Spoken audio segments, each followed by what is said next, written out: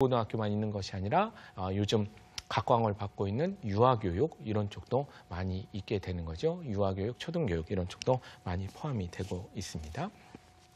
이런 계열들에 대해서 어느 정도 살펴를 봤는데 팁으로 몇 가지 좀 참고를 하셨으면 좋은 그런 얘기들을 드릴 텐데 그중에 첫 번째가 신생아과들이 굉장히 많이 있습니다.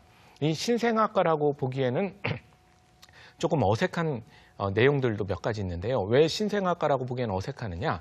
이 신생아과가 자꾸 생기고 있는 이유 중에 하나는요. 사실 학문의 본질은 크게 예나 지금이나 변함이 없기 때문에 신생학문이라는 게 생기기가 어려움에도 불구하고 자꾸 새로운 이름의 학과들이 생기는 이유는 학생과 학부모가 학과에 대한 이해가 좀 적기 때문에 자꾸 이름만 보고 지원하는 경향들이 생긴다는 거죠. 그래서 그 이름이 약간 시대의 흐름에 따라서 좀 흔히 말하는 좀 뒤져 보이는, 촌스러워 보이는 그런 이름이라면 학생들이 희한하게 지원을 안 하는 경향들이 있게 되는 거죠. 그래서 신생학과를 여러분들이 잘 보시면 저 신생학과라는 게 과거에 어떤 학과가 이름을 바꾼 것인지 아니면 새로운 분야를 우리가 이끌어가기 위해서 이 대학이나 국가가 지원을 해서 새롭게 만든 학과인지 그걸 이제 잘 살펴봐야 됩니다. 그래서 이름만 바꾼 학과라면 이름 바꾸기 전에 학과가 나한테 잘 맞을 것인가 이걸 살펴봐야 되는 거고요.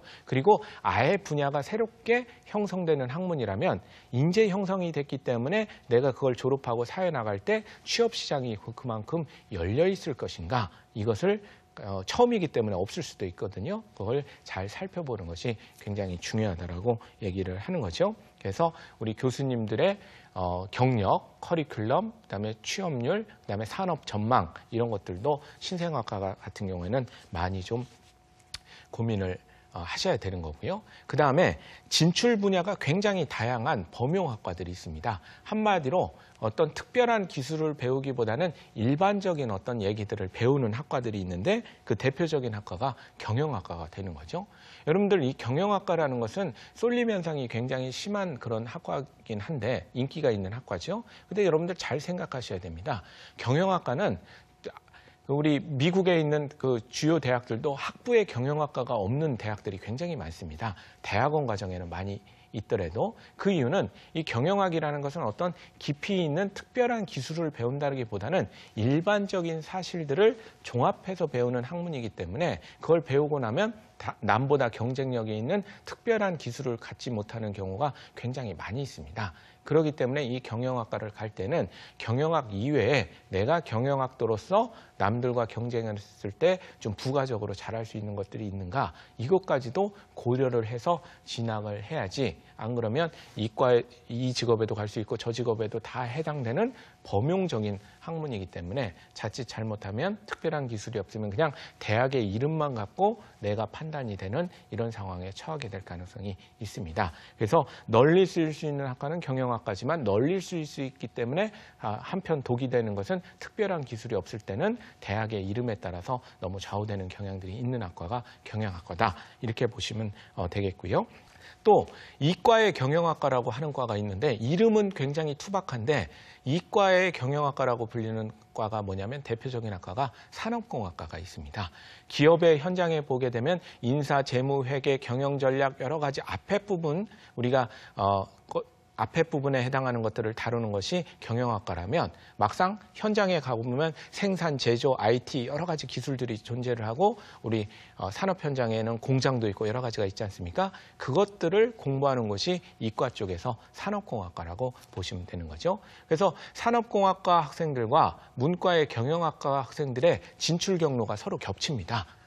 대부분 비슷한 분야, 경영 컨설팅 분야라든가 기획 분야라든가 전략 분야라든가 이런 쪽으로 다 가는 그런 이제 겹치는 분야인데 아까 말씀드린 대로 내가 공부를 하는 게 수학적인 것을 더 많이 하고 과학적인 지식을 배워서 경영 컨설턴트가 되고 싶다면 산업공학 쪽으로 가는 것이 더 맞을 수가 있겠고요.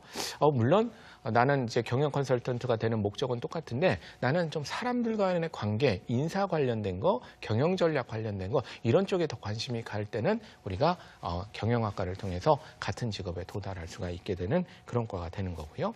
그다음에 또 문이과 공통의 성격을 갖고 있는 학과 중에 하나가 여기에도 쓸 수 있고 저기에도 쓸 수 있고 다양하게 쓸 수 있는 학과가 통계학과가 있습니다. 실제로 통계학과는 여러분들 수학을 기반으로 하기 때문에 이과라고 생각하지만 주요 대학들의 통계학과는 문과인 대학들도 굉장히 많이 있습니다. 그렇기 때문에 이 통계학과도 문이과 공통으로 다양하게 쓸 수 있다는 그런 학과라는 것을 여러분들이 기억을 해주시면 좋을 것 같습니다.